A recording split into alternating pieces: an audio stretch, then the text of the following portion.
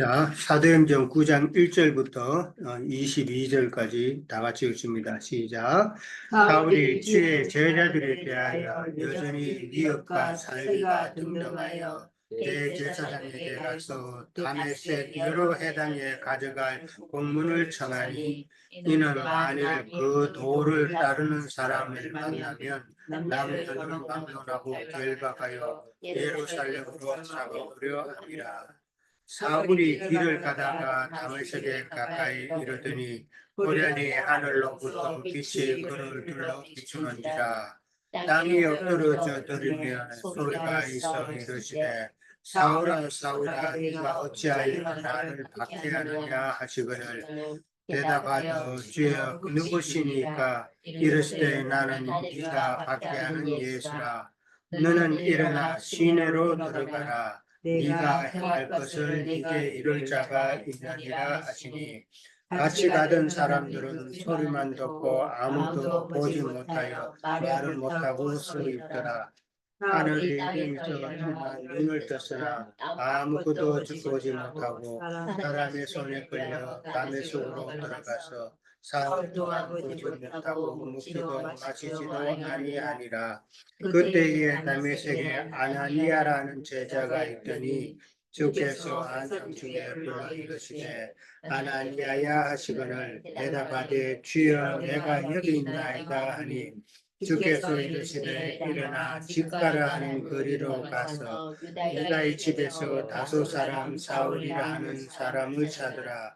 그가 기도하는 중이니라. 그가 아나니아라는 사람이 들어와서 자기에게 안수하여 다시 보게 하는 것을 보았느니라 하시거늘, 아나니아가 대답하되 주여, 이 사람에 대하여 내가 예루살렘에게 떴사온즉 그가 예루살렘에서 주의 성도에게 적지 않은 해를 끼쳤다 하더니, 여기서도 주의 이름을 부르는 모든 사람을 결박할 권한을 대제사장들에게서 받았나이다 하거늘, 주께서 이르시되 가라. 이 사람은 내 이름을 이방인과 임금들과 이스라엘 자손들에게 전하기 위하여 택한 나의 그릇이라. 그가 내 이름을 위하여 얼마나 고난을 받아야 할 것을 내가 그에게 보이리라 하시니, 아나니아가 떠나 그 집에 들어가서 그에게 안수하여 이르되, 형제 사울아, 주 곧 네가 오는 길에서 나타나셨던 예수께서 나를 보내어 너로 다시 보게 하시고 성령으로 충만하게 하신다 하니, 즉시 사울의 눈에서 비늘 같은 것이 벗어져 다시 보게 된지라. 일어나 세례를 받고 음식을 먹음에 강건하여 지니라. 사울이 다메섹에 있는 제자들과 함께 며칠 있을새 또 각 회당에서 예수가 하나님의 아들이심을 전파하니, 듣는 사람이 다 놀라 말하되, 이 사람이 예루살렘에서 이 이름을 부르는 사람을 멸하려던 자가 아니냐. 여기 온 것도 그들을 끌어가하여 대제사장들에게 끌어가고자 함이 아니냐 하더라. 사울은 힘을 더 얻어 예수를 그리스도라 증언하여 다메섹에 사는 유대인들을 당혹하게 하니라. 자, 오늘은 사도행전 이제 9장 들어갑니다. 네? 자, 9장 이제 들어갑니다. 우리가 잘 아는 내용이죠. 사울이 이제 다메섹 도상으로 가는 길에 참 회심을 하게 되는 그런 내용이죠. 그런 내용인데, 이제 9장부터는 이제 그 전까지는 베드로를 중심으로 한 그런 유대인들에 대한 그 전도의 내용이었죠.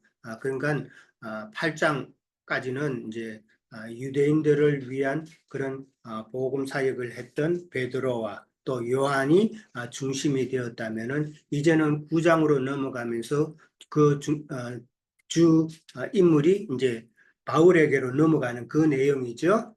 바울에게 넘어가면서 이방인 선교를 위한 그런 시대가 이제 열리는 것을 이제 설명하고 있어요. 자, 1절에 가면은 사울이 주의 제자들에 대하여 여전히 위협과 살기가 등등하다 그랬어요. 주의 제자들이라고 그랬어요. 아, 누구를 말하는 거예요? 주의 제자들? 사울이 교회를 전멸하고 어게는 남녀 성도들입니다. 주의 그리스도인들. 제자들은 한마디로 믿는 자들이죠. 오늘 본문 읽으면서 눈치를 챘는지 모르겠지만은 여러 가지 표현이 나오죠. 주의 제자들이란 표현이 나오고, 그 다음에 2절에 가면 또 뭐라고 돼 있어요? 그 도를 따르는 사람이라고 나왔죠. 그 도를 따르는 사람이라고 나왔고, 그 다음에 또 10절에 가면은 아나니아라 하는 제자라는 표현을 또 썼어요. 그 제자라는 표현. 그 다음에 13절에 가면은 예루살렘에서 주의 성도들에게라는 표현을 썼죠. 믿는 자를 갖다가 주의 성도들이라고도 했고, 그 다음에 14절에 가면은 또 뭐가 있어요? 주의 이름을 부르는 모든 자, 주의 이름을 부르는 자. 이게 다 통틀어서 그리스도인들을 두고 하는 이야기죠. 그래 여러 가지 방면으로 지금 누가는 믿는 자들, 그리스도인을 갖다가 여러 가지 표현으로 이렇게 표현을 했다라는 것을 이제 이해를 하시면 되고, 14절에 가면 주의 이름을 부르는 자라고 그랬는데, 로마서 10장 13절에 가면은 주의 이름을 부르는 자는 어떤 자들이다? 구원받은 자들이다라고 돼 있어요. 주의 이름을 부르는 자는 구원받은 자들이다. 역시 뭐 여기서 부른다고 할 때 그냥 뭐 예수님 이름을 갖다가 입으로만 부르는 그건 아니라는 거 아시겠죠? 우리 마음에서 예수 그리스도의 이름을 영적으로 예수 그리스도의 영 안에서 영과 연합이 된 상태에서 부르는 그 부름이다라는 것이죠. 그러니까 이걸 잘못 이해해 버리면은 뭐 어느 그 모임에는 집회하면은 뭐 주 예수여 주 예수여 뭐 몇 번 부른다 그러죠? 주여 삼창 그런 식으로 부르는 것을 말하는 것은 아니다. 주여 주여 한다고 해가지고 참 이렇게 하나님 나라에 들어가는 건 아니다라고 그랬으니까 주의 영 안에서 하나된 영 안에서 예수님의 이름을 부를 수 있는 자가 구원받은 자다라는 것이죠. 자, 1번 문제에 가면은 사울이 여전히 위협과 살기가 등등하다고 그랬어요. 왜 그렇게 사울은 다른 사람과 달리 그리스도인들을 박해하고 그랬을까? 그 이유와 그 배경을 한번 좀 생각해 보자라는 것이죠. 자, 생각나는 대로 한번 좀 말씀해 보실래요? 자, 엄서고 푸시고 한번 말씀해 보세요.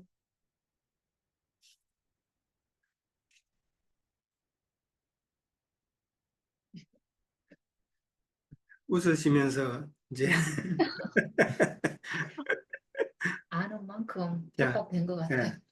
너무 아는 게 많아가지고. 예, 저 그냥 한마디 짧게 하겠습니다. 예. 사울이 워낙 율법적으로 배움이 많고 예. 자기가 이것이 옳다고 철저히 믿고 있기 때문에 그렇지 않은 것들은 사울의 입장에서 봤을 때는 주님, 그러니까 하나님을 거역하고 배반하는 일이라고 생각해서 이거를 뿌리를 뽑아야겠다라고 그렇게 예. 생각을 했을 수도 있고요.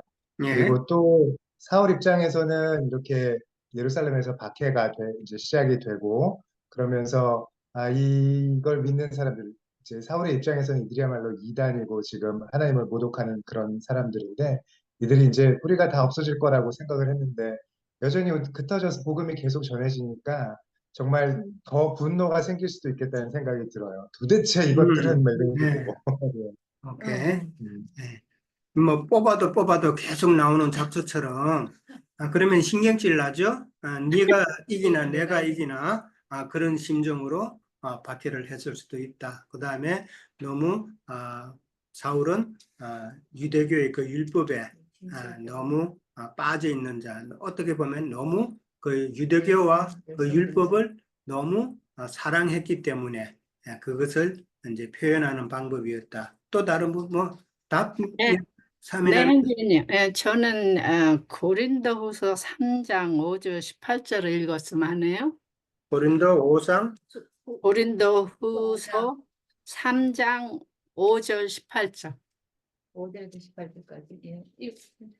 고린도후서 3장. 네. 자, 3장 5절부터 18절까지요. 네, 형제님. 같이 다 읽고. 읽어 주실래요? 제가요, 가다 잊어버리고. 네, 제가 읽을게요. 예. 우리가 무슨 일이든지 우리에게서 난 것 같이 스스로 만족할 것이 아니니 우리의 만족은 오직 하나님께로부터 나느니라. 그가 또한 우리를 새 언약의 일꾼 되기에 만족하게 하셨으니 율법 조문으로 하지 아니하고 오직 영으로 함이니 율법 조문은 죽이는 것이요 영은 살리는 것이니라. 돌에 써서 새긴 죽게 하는 율법 조문의 직분도 영광이 있어 이스라엘 자손들은 모세의 얼굴에 없어질 영광 때문에도 그 얼굴을 주목하지 못하였거늘 하물며 영의 직분은 더욱 영광이 있지 아니하겠느냐. 정죄의 직분도 영광이 있은즉 의의 직분은 영광이 더욱 넘치리라. 영광되었던 것이 더 큰 영광으로 말미암아 이에 영광될 것이 없으나 없어질 것도 영광으로 말미암았은즉 길이 있을 것은 더욱 영광 가운데 있느니라. 우리가 이 같은 소망이 있으므로 담대히 말하노니 우리는 모세가 이스라엘 자손들에게 장차 없어질 것을 결국을 주목하지 못하게 하려고 수건을 그 얼굴에 쓴 것 같이 아니하노라. 그러나 그들의 마음이 완고하여 오늘까지도 구약을 읽을 때에 그 수건이 벗겨지지 아니하고 있으니 그 수건은 그리스도 안에서 없어질 것이라. 오늘까지 모세의 글을 읽을 때에 수건이 그 마음을 덮었도다. 그러나 언제든지 주께로 돌아가면 그 수건이 벗겨지리라. 주는 영이시니 주의 영이 계신 곳에는 자유가 있느니라. 우리가 다 수건을 벗은 얼굴로 거울을 보는 것 같이 주의 영광을 보매 그와 같은 현상으로 변화하여 영광에서 영광에 이르니 곧 주의 영으로 말미암음이니라. 예. 네, 그러니까 사울은 아주 큰 자였고 바울이 되기 전에 유명한 사람으로 사람들에게 칭찬을 받았겠지요. 그래서 율법도 영광이 있잖아요.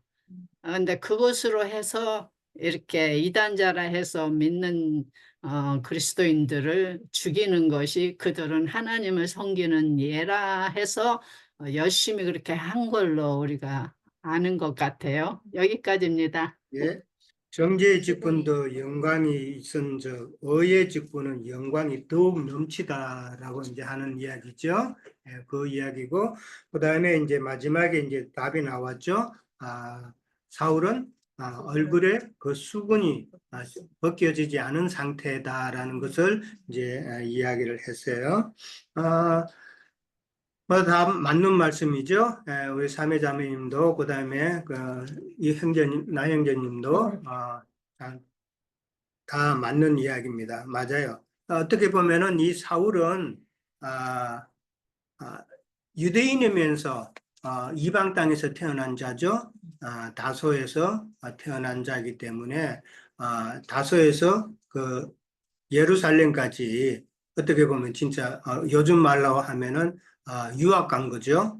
유학 가가지고 이제 율법을 배운 자이기 때문에 유학 속된 말로 한국에서 있는 돈 없는 돈 다 끌어가지고 미국 유학 오면은 걔는 죽자사자 공부해야 되죠. 적응 못 해가지고 떨어지는 애들 있지만은 진짜 죽자사자 공부해야 이제 부모님의 마음을 좀 이해하는 건데 마찬가지로 이 사울도 유학 가가지고 가말리엘 문화에서 열심히 참 열심을 다해서 어떻게 보면 상당히 열심히 있는 자였다라는 걸 이제 느끼잖아요. 열심 없으면은 참 이게 뭘 하고 싶어도 못해요. 열심히 게으른 사람은 못하는데 상당히 부지런하고 열심 있는 그런 사울이었기 때문에 율법을 배우고 유대교에 입문해서 그 유대교의 모든 일도 정말 충성을 다했다. 그러니까 유대교와 율법을 사울은 너무 사랑했던 거죠. 너무 사랑했다라고 볼 수 있는 것이고, 그래서 너무 사랑했기 때문에 하나님의 영광을 위해서 자기는 그 율법에 어떻게 보면은 율법에 맞지 않는 예수를 대적할 수밖에 없는 그런 상황이었다라는 것이죠. 빌립보서 3장 6절에 보면은 바울은 율법의 의로는 흠이 없는 자라고 그랬잖아요. 율법의 의로는 전혀 흠이 없다. 그러면 율법을 다 지켰다라는 것이죠. 지켜야 될 율법이 몇 가지예요? 613계명이라고 돼 있어요. 613계명. 그만큼 많은 계명을 바울은 철저하게 지켰다라는 것인데, 오늘날에도 그 이스라엘의 그 유대인들이 그렇잖아요. 예수를 인정을 안 하잖아요. 왜 인정을 안 해요? 예수를 인정하면은 유대인들은 사울도 지금 마찬가지 생각이었겠지만은 예수를 인정하게 되면 율법이 부정이 되어버리는 거예요. 율법이. 율법이 부정되기 때문에 율법을 지키기 위해서는 예수는 핍박해야 된다는 거예요. 그게 원인이에요. 그러니까 예를 들어서 성경에 보면 구약에 보면 나무에 달린 자는 저주받은 자라고 그렇게 돼 있죠. 이 저주는 뭐예요? 예수님 우리가 알기로는 인간의 모든 저주를 짊어지신 것이지 예수님 자체가 저주받은 건 아니잖아요. 그렇죠? 그러니까 그런 율법의 그 단어를 갖다가 이해를 못해서 예수를 인정을 하면은 율법이 어긋난다라고 그렇게 이해를 했다라는 것이죠. 그러니까 그들은 그러면은 저주받은 자가 어떻게 메시아가 될 수 있느냐라는 이런 생각이 또 나오겠죠. 그렇기 때문에 예수는 메시아가 아니다라고 판결을 내릴 수 있는 거란 말이에요. 그렇기 때문에 율법을 사랑하고 율법을 지키려고 하면은 예수는 죽어 마땅한 것이다라고 했기 때문에 핍박을 안 할 수가 없었다라는 것이죠. 그 배경을 우리는 조금 이해를 합니다. 오늘날에도 유대인들은 그 유대교 그 이스라엘 사람들은 안 믿죠. 예수님은 다 이런 이유 때문에 그렇다. 그들이 평생을 태어나면서부터 들어왔던 그 율법 때문에 유대교와 율법을 부정할 수 없기 때문에 그러려면은 예수는 핍박을 받아야 된다라는 것이죠. 그러니까 하나님을 너무 사랑했기 때문에 만약에 그 율법에 배치되는 예수를 핍박하지 않으면 도리어 하나님 앞에 죄 짓는다고 생각했을 거란 말이에요. 그 유대인 같이 하나님을 사랑하는 사람들이 하나님 앞에 자기가 잘못하면 죄를 짓게 된다는 그런 생각이 있으면 그건 못 견디는 것이죠. 그것을 우리가 그걸 이해해보고 그다음에 하나님의 경륜에 따른 이 구속사에 대해서는 너무 몰랐다. 지금 유대인들도 그렇죠? 지금 이스라엘 사람들도 마찬가지로 하나님의 경륜에 대해서 그다음에 하나님의 그 구속사에 대해서 전혀 알지를 못했다. 구속사의 때가 돼서 인자 예수님으로 오시고 그 인자 예수님이 또한 죽고 장사되고 부활해서 그 영으로 오신다는 이런 하나님의 경륜에 대해서는 전혀 모른다. 이거 모르는 거는 오늘날 세상 교회도 마찬가지죠. 이거 모르기 때문에 삼위일체가 꽉 잡혔잖아요. 말씀이신 하나님이 때가 돼서 인자 예수님으로 오셔서 죽고 장사되고 부활해서 인간의 모든 죄 문제를 해결하고 구속을 이루신 다음에 그 다음에 또 영으로 오셔서 우리 속에서 교회를 지으시고 그 다음에 우리로 참 하나님의 자녀가 될 수 있도록 그렇게 영으로 함께 하시는 것을 이런 내용을 갖다가 전반적으로 이해를 해야 되는데 하나님 따로 있고 아들 따로 있고 뭐 성령이 또 따로 있고 이런 식으로 하다 보면은 구속사의 그 맥이 다 끊어지잖아요. 흐름을 모르잖아요. 참 그런 안타까운 것을 우리를 사울을 보면서도 좀 생각해 볼 수가 있다라는 것이죠. 근데 예. 나는 좀 반기를 들고 싶은데 지금 신약이 나오기 전이잖아. 예. 구약 율법이라는 거. 예. 그러니까 성령님이 오신다는 것 자체도 모를 수도 있단 말이에요.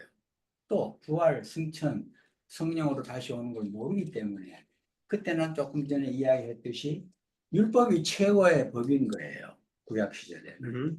그렇기 때문에 그 율법에 따르니까 이 바울같이 악한 짓을 많이 했죠. 죽이고 핍박하고. 근데 그렇게 했던 바울이 그렇게 했던 이유가 아까도 이야기 드렸지만은 율법의 뜻을 이해를 못했다는 것이죠. 당연하죠. 그러니까 그 구약에 보면은 하나님께서 하신 말씀에 그 뜻을 메시아가 오신다는 그 예언이 여러 번 있었고 다 포함됐는데 그걸 갖다 문자적으로만 이해를 했기 때문에 그다음에 문자적으로 율법을 지키려고만 했기 때문에 깨닫지를 못했다라는 것이죠. 그렇죠. 그 예. 예언과 계시가 계속 나오죠. 예. 이 표상이죠.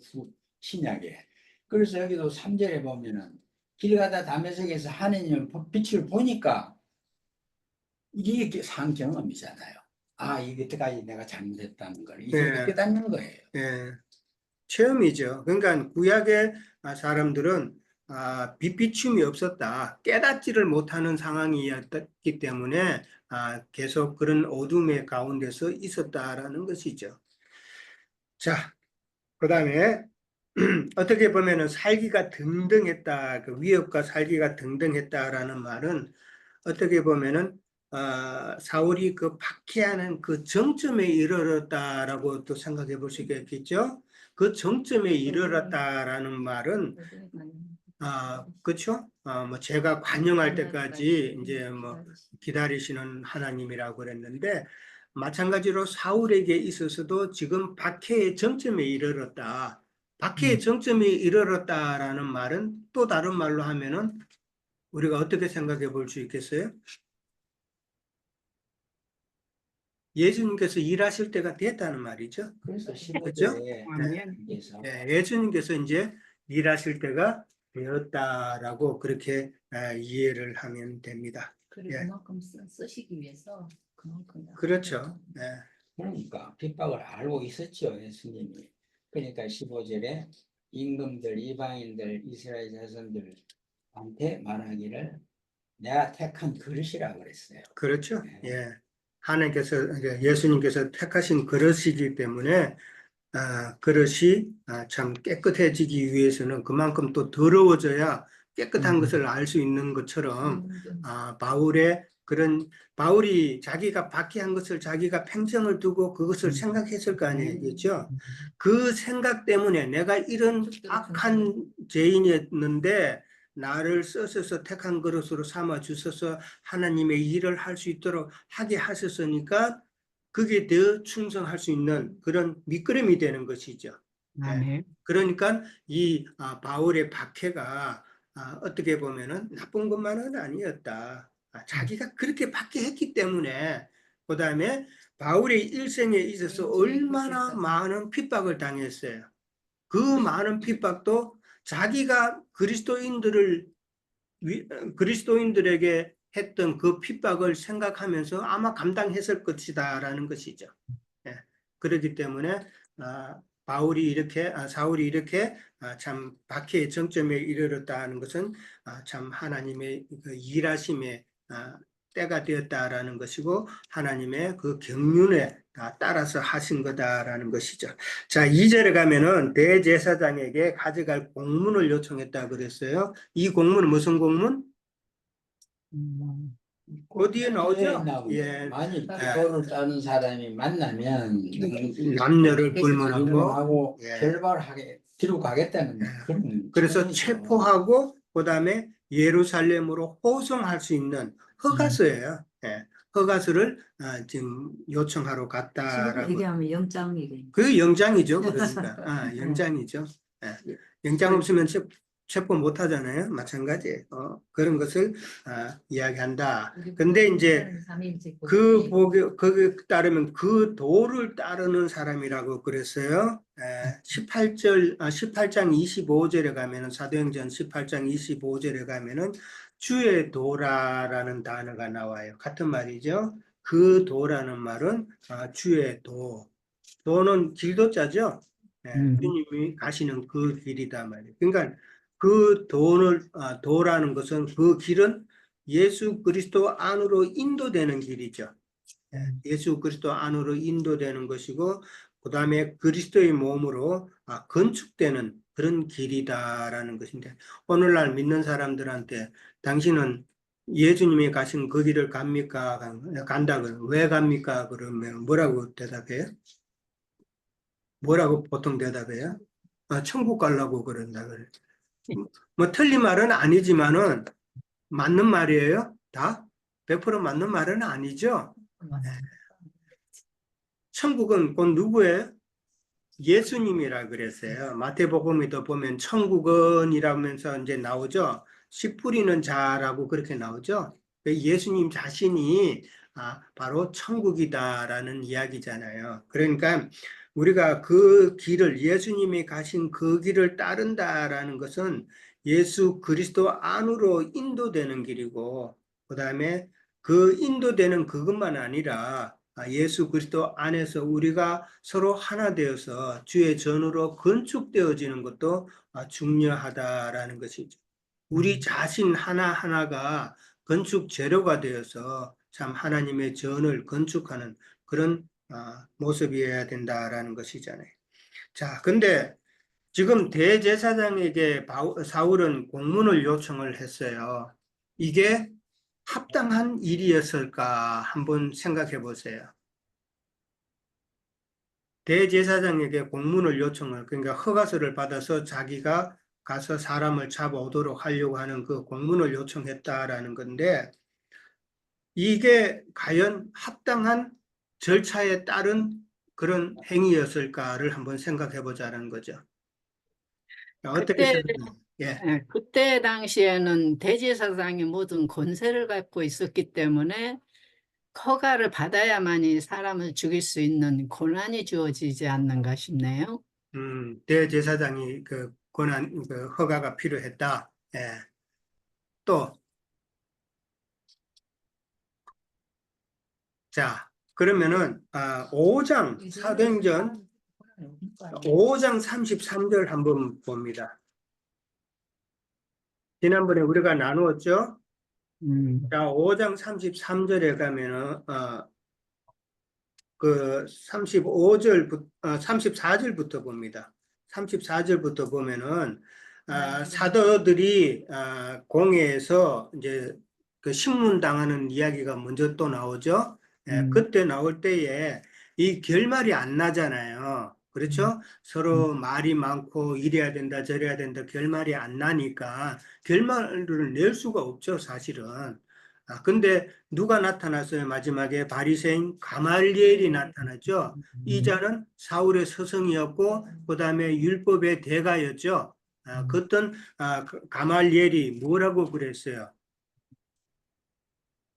공회 중에 사도들 이스라엘 사람들아 35점 이 사람들에 대해서 어떻게 하려는지 조심하라라고 그랬어요. 함부로 하지 말라고 그랬죠. 그러면서 누구를 예를 들었어요? 드다라는 사람을 예로 들었어요. 드다라는 사람이 참 드다를 따르는 사람들이 많았죠. 그런데 그 드다가 이제 죽고 나니까 그 드다를 따르는 사람들이 다 흩어졌잖아요. 그러면서 하는 말이 만약에 하나님께로부터 나지 않았으면은 다 드다를 따르는 추종자처럼 다 없어질 것이다. 그러나 하나님께로부터 왔다라면은 너희는 그 사람들을 잘못 핍박을 하면은 너희는 그 하나님을 욕되게 하는 일이다라는 것을 이야기를 했죠. 그렇죠? 그렇기 때문에 지금 사울이 대제사장한테 가가지고 공문을 받아서 그렇게 가는 것은 그때 유대인의 공회에서 마지막 결론으로 했던 그걸 갖다 지금 어기는 일이 되죠. 그렇죠. 그 어기는 짓이단 말이에요. 공의에서 결정난 사항을 지금 어기고 지금 사울은 대제사장과 그다음에 바리새 사람들에게 붙어서 자기의 개인적인 그런 열심을 가지고 일을 독단적으로 행하고 있다라는 것을 이해를 해야 되는 거예요. 예. 그러니까 사울은 지금 너무 모든 일에 특히 유대교와 율법에 열심이었기 때문에 지금 이렇게 자기가 독단적으로 그 유대인의 자기 스승 가말리엘의 그 권고까지도 무시해가면서 대제사장 편에 서서 그들과 연합이 돼서 사상은 그 당연히 그 예수를 따르는 추종자들을 지금 핍박하기를 원하잖아요. 없애려고 그러잖아요. 거기에 사울이 뜻이 맞았다. 그렇기 때문에 대제사장하고만 지금 같은 노선을 취했다라는 것을 이제 우리가 생각해 볼 수가 있는 것이죠. 예. 그러니까 이게 옳은 방법은 아니었다라는 것을 이제 생각해 보는 거예요. 자, 3절하고 4절에 가면은 이제 사울이 다메섹 길을 가다가 하늘로부터 빛이 비치고 소리가 들리는 그런 체험을 하게 돼요. 자, 2번 문제가 다메섹 도상에서 일어난 빛과 소리는 무엇이며 22장 6절 이하의 내용하고 또 어떻게 다루면서 그 왜 다를까 하는 문제예요. 이게 사실은 상당히 난해한 그 구절이에요. 예, 상당히 기독교계에서는 난해하다라고 생각하는데, 자, 빛과 소리는 일단 무엇일까? 자, 이건 누가 설명해 보세요. 하나님의 출현으로 봐야죠. 빛과 소리는 말씀. 빛으로 오신 예수님이죠. 예수님 자신을 두고 하는 이야기죠. 빛과 소리가 같이 나왔어요. 자연적인 현상으로 본다면은 뭐와 똑같아요? 번개와 천둥이죠. 예, 번개와 천둥이다. 번쩍하면서 소리가 쾅 나는 것처럼 빛이 먼저 오고 지금 소리가 나는 이런 내용이다라는 것을 먼저 이해를 하시면 돼요. 그럼 빛과 소리는 바로 누구의? 성령의 소리겠죠. 성령의 소리, 일하심. 바로 예수님의 나타나심을 다 두고 하는 일이다라고 그랬어요. 그러니까 우리가 빛이라 그러면은 뭘로 이해를 해왔어요? 빛이 딱 비춰지면은 내가 깨달음이죠. 계시단 말이에요. 그거는 계시를 갖다가 지금 빛으로 성경에서는 다 표현을 했기 때문에 빛은 계시로 인해서 깨닫는 빛이다라는 것이죠. 깨닫는 빛이다. 그러니까 빛으로 오신 예수님이라 그러면은 예수님의 그 말씀이 내게 깨달아진 것을 말하는 것이잖아요. 그러니까 지금 사울에게 빛이 비쳤다라는 말은 사울의 심령에 깨닫는 빛으로 오신 예수님을 지금 표현하고 있는 그런 모습이 되겠죠. 깨닫고 깨닫는 빛으로 오셨고 그 다음에 생명 주는 빛으로 오셨다라는 것이죠. 자, 근데 오늘 본문에서는 바울은 빛도 보고 소리도 들었죠. 근데 22장에 가면은 어떻게 돼 있어요? 동행자들은 오늘 9장에서는 동행자들은 빛은 보지 못했고 소리만 들었죠. 그랬는데 22장에서는 또 거꾸로죠. 빛은 봤는데 소리는 못 들었다.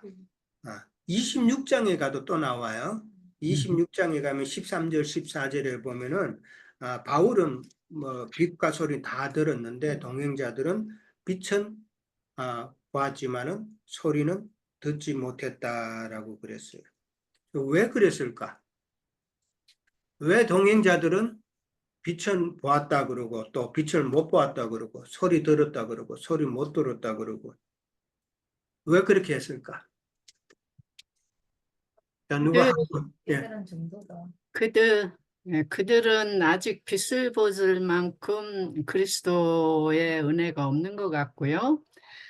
그리고 우리가 나형제님께서 여기는 그렇게 말씀이 돼 있지 않는데 나형제님께서 말씀하셨는데 여기를 왜 스데반을 바울이 죽일 때 자기가 증인을 섰었잖아요. 예, 근데 스데반이 마지막 죽을 때 이 죄를 저들에게 돌리지 마십시오 하고 죽었잖아요. 예, 그 계기로 해서 이제 여기 예루살렘에서 다메섹으로 가려면은 지도를 보니까 꽤 멀더라고요. 예, 그때는 말을 타고 갔겠지요. 음. 그러니까 오랜 길을 가다 보니까 아마 스테반이 한 말을 자기 율법의 말씀을 알고 있던 말씀과 스테반이 믿는 예수 그리스도의 말씀하고 대조를 해보는 그런 계기가 생긴 걸로 그래서 마음에 그리스도께서 지가 받은 율법의 말씀과 그리스도의 말씀하고 빛이 임한 걸로 그렇게 나인전에 예, 말씀하셨더라고요. 예. 그러니까 사울이 그 빛과 소리를 듣게 된 그 통로는 그냥 아무런 그거 없이 그렇게 깨달은 것이 아니라 그 빛과 소리의 통로가 된 것은 바로 마지막에 그 스데반의 증거가 통로가 된 것은 확실하죠. 예, 그러니까 우리가 생각해 볼 때에 다메섹 도상으로 가는 그 길에 있어서 그 스데반의 죽을 때 그 소리가 귀에 맴돌았을 거라는 네. 것이죠. 사람도 그렇잖아요. 어떤 큰 일을 보게 되면은 그 장면이 계속 떠오르죠. 되새기는 예, 네, 계속 떠오르고 그 사람이 어떤 누가 뭐 죽으면서 아주 원한 맺힌 소리를 하고 죽었다 그러면은 그 소리가 계속 귀에 남아 있을 거 아닌가 하는 말이죠. 예, 마찬가지 상황이다. 지금 사울에게도 스데반의 그 마지막 그 순교의 그 모습이 참 빛과 소리를 듣게 되는 그런 통로가 된 것이다라는 것이죠. 그래서 순교자의 피가 그 값을 한 거라는 것이죠. 스데반의 피가 그냥 죽는 걸로 끝나는 것이 아니라 그 피의 그 역할을 나타내야 된다라는 것이죠. 그게 바로 그 통로가 된 스데반의 증거였다라고 그렇게 우리가 생각해 볼 수가 있겠죠. 예. 그러니까 순교자의 피는 결코 헛된 것이 아니다라는 것을 생각해 봅니다. 그러니까 여기서 빛과 소리는 물질적인 그런 빛과 소리는 아니다라는 것을 우리는 이해를 해야 됩니다. 깨달은 예, 정보가 예. 깨달은 자, 정보를 또 이제 다르게 뭐 하실 말씀 있으세요? 율법은 정죄, 아까 우리가 고린도후서 읽은 것처럼 율법의 정죄는 죽이는 것이고 신약의 그리스도의 말씀은 살리는 법이기 때문에 그거를 우리가 알아야 되지 않나 싶어요. 예, 네. 근데 예, 아까 저기 형제님께서 말씀하실 때 빛과 소리는 예수님의 나타나심이라고 했잖아요. 예. 그러면서 빛은 계시고 또 깨달음이라고 하셨는데 그러면 소리는 여기서는 어떤 역할을 하는지 깨달았으면 깨닫고 난 다음에 영의 소리, 영의 지시라고 보면 돼요. 영의 지시. 예, 예. 빛으로 그게 그거구나 하면서 또 영의 소리가 그걸 알고 지시해 주는 그런 근데 내용이다라고 음성을 보면 돼요. 듣지 못했다는 표현은 그만큼의 깨달음이 아직까지 오지 않았다는 걸로 또 봐야 됩니다. 그러니까 그렇죠. 여기 지금 7절에서 같이 받은 사람들은 소리만 듣고 못 봤다는 거는 일단 사울은 그 계시랑 그 영의 지시까지를 다 받아들였는데 같이 가던 사람들은 그러니까 계시는 없었다는 이거잖아요. 그러니까 빛 처음에는 빛을 못 봤다 그랬다가 그 다음에 빛을 봤다 맞아요, 그러고 맞아요. 그 다음에 나중에 가서는 또 빛은 봤는데 소리는 또 듣지 못했다 그러고 이게 서로 반대가 되자 엇갈리잖아요. 그만큼 그들은 확신이 없는 상태라는 것을 표현하는 것이다라고 보면 돼요. 왜 예. 잠깐만 제가 예. 왜 그 예수님이 부활했을 때 제자들한테 나타났을 때도 그랬잖아요. 그러니까 빛과 혼란 시기가 어둠의 있는 교차가 거잖아요. 자꾸 있었잖아. 보였다가 안 보였다가 하는 그 어떤 상태 음. 우리도 그게 깨달아졌다가 어떤 또 희미했다가 그 확신이 됐다가 또 어느 때는 아닌 것 같은 그건 어떤 거를 표현한 거 아닌가? 그러니까 지금 이게 아까 말씀하신 동행자들은 것처럼 내가 받아들이는 그 그릇의 양만큼은 만큼 이제 그렇지. 그걸 할 수가 있다는 그러니까 거죠. 이게 동행자들이 보였다 안 보였다 들었다 안 들었다 이게 확실치 않은 이 상태는 오늘날 세상 교회 교인들하고 똑같은 네, 이치예요. 그래요. 예. 똑같은 이치라고 보면 돼요. 그것을 이제 그것을 설명하고자 이렇게 동행자들과 사울의 관계를 이렇게 지금 설명하고 있다라고 보면 되고, 자, 그 다음에 또 우리가 하나 또 볼 거는 7절에서는 사울에게 있어서는 이제 빛이 있었죠, 그죠? 네. 빛이 있었는데 그 다음에 22장에 가면은 그 빛을 갖다가 또 다르게 표현을 했어요. 어떻게 표현하는가 한번 볼까요? 22장에 가면은 22장 6절에 가면은 그 빛을 갖다가 어떻게 표현했어요? 큰 빛이다. 큰 빛이라 빛을, 그랬죠? 예. 9장에서는 그냥 빛이에요. 근데 22장에는 큰 빛이라 그랬어요. 그 다음에 또 26장 13절 가볼까요? 밝은 빛. 26장에 가면은 뭐라고 되어 있어요? 밝은 빛. 정말 길어서. 해보다 더 밝은 빛이라고 되어 있어요. 바울의 예. 심령의 상태. 해보다 더 밝은 빛. 그러니까 처음에는 빛으로 왔고, 그 다음에 그보다도 조금 더 큰 빛으로 왔고, 그 다음에 마지막에 거기서는 정오의 해보다도 더 밝은 빛. 정오의 해라 그러면 그보다 덜 밝은 빛은 없다라는 이야기잖아요. 그러면 이건 지금 뭘 이야기하는 거예요? 깨달음이 그만큼의 깨달음이다. 바울의 그 지금 체험할 누가가 바울이 다메섹 도장에서 처음 빛을 봤을 때는 그냥 깨닫는 빛이에요. 근데 22장하고 그 다음에 26장에 가면은 바울이 되어서 점점점 많은 것을 깨닫게 되죠. 22장에서는 큰 빛으로 또 깨달은 것이고, 그 다음에 26장에 가면은 해보다 더 밝은 빛으로 표현을 했다는 말은 그만큼 바울의 깨달음이 극에 달했다. 영안이 밝아진 그렇죠. 과정을 얘기해요. 영안이 밝아진 과정을 지금 설명하고 있죠. 그러니까 이게 9장에서 나오는 빛과 소리는 물질적인 빛과 소리로 해석하면 안 된다라는 게 나오죠. 예. 그렇게. 그때 아그리파 왕 앞에서 담대하게 복음을 그렇죠. 전하는 순간 예.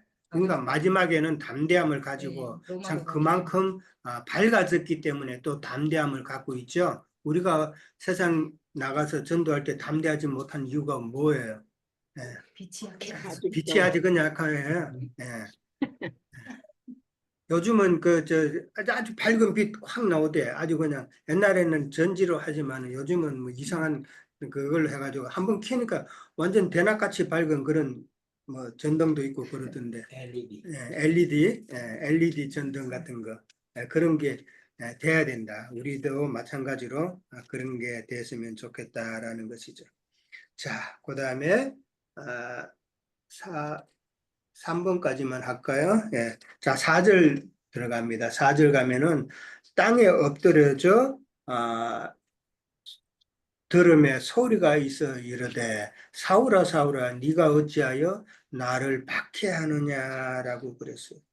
자, 박해한다고 그랬어요. 예수님께서는 지금 사울에게 직접 사울은 예수님을 박해한 적은 없잖아요, 그죠?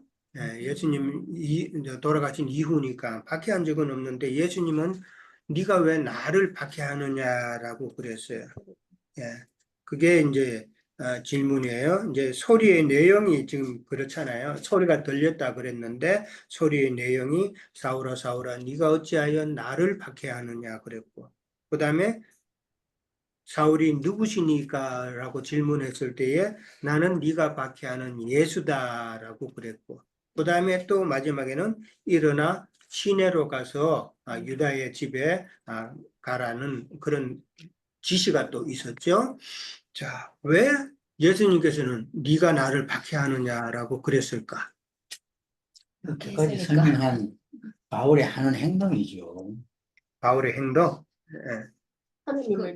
예수님을 믿는 그리스도인이고 예수님이시기 때문에 그 믿는 그리스도인을 박해하는 게 곧 그것이- 예수님을 박해하는 거랑 똑같은 거고 음. 그리고 또 이 말씀에 그러잖아요.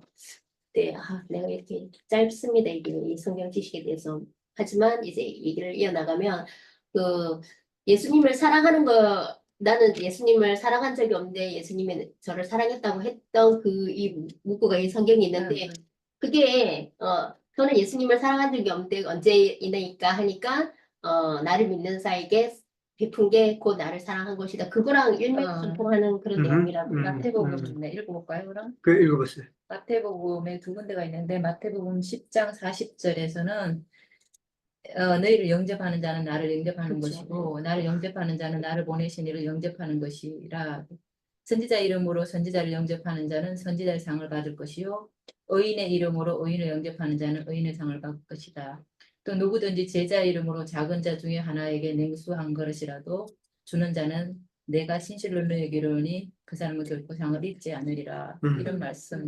예. 25절에 딱 한 점 더 볼게요. 그럼 25 마태복음 25장 40절에도 같은 말이거든요. 그러니까 이제 이거 임금이 그다가 이르시되 내가 진실로 너희에게 이르노니 너희가 여기 내 형제 중에 즉 이 자 하나에게 한 것이 곧 내게 한 것이라 이렇게. 그러니까 그렇죠. 그 동안에 주님이 함께 하시니까. 그러니까 예수님과 같은- 그리스도인과의 그 관계를 생각하면 되겠죠.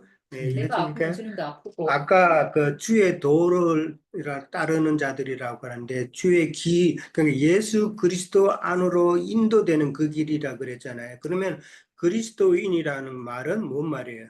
예수 그리스도 안에 있는 자들이다라는 그 관계는 생명 관계잖아요. 네, 생명 관계이기 때문에 예수 그리스도 안에 있는 자를 핍박하는 것은 곧 예수를 핍박하는 것과 같은 것이다라는 것이죠.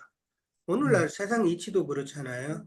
부부가 있으면은 그 어떤 그 남자의 뭐 부인이나 그다음에 그 자녀를 갖다가 핍박하거나 욕하면은 그 집 가장을 그 핍박하는 것 똑같은 이치죠.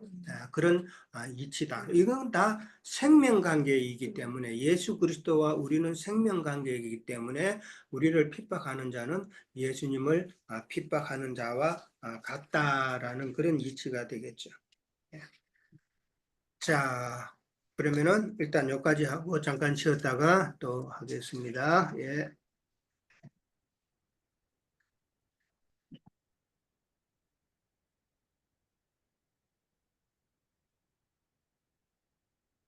아이고, 실고, 개팔자, 상팔자.